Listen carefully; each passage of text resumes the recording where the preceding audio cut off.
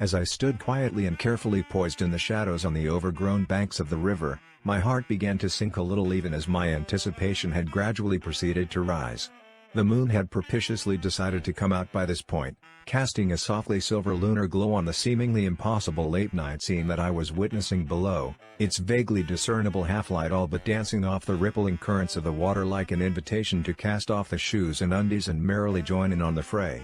A tempting offer, truth be told, but this was looking to be one undress rehearsal that I would be very unlikely to survive for too overly long, if at all.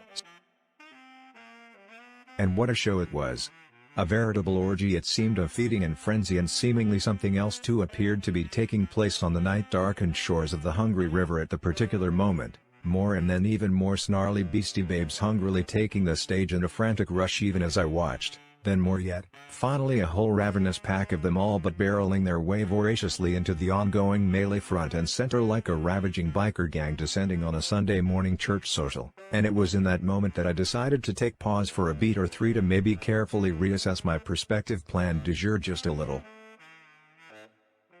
There were lots of them after all, lots,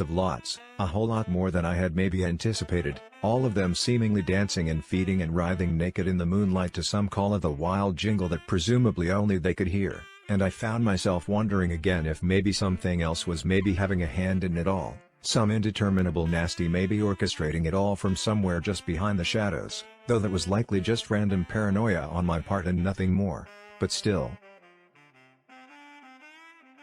I also suddenly found myself thinking in that moment of all the other myriad things I could be or should be doing at the particular moment, like balancing my checkbook or cleaning the toilet or driving at breakneck speed for the nearest interconnecting foreign country.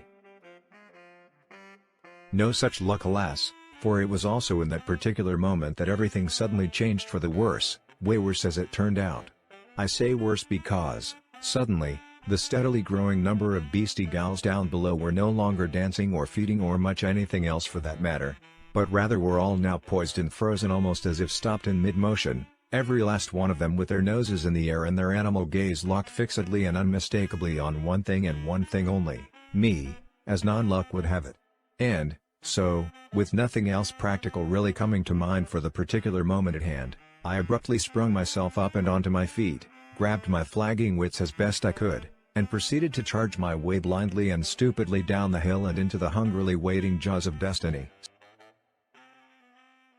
Want more Nick Slick? Of course you do. Just go to jamesontucker.com, where you'll find a link to the ebook that started it all, along with other cool stuff of course. Go now, you'll be glad you did.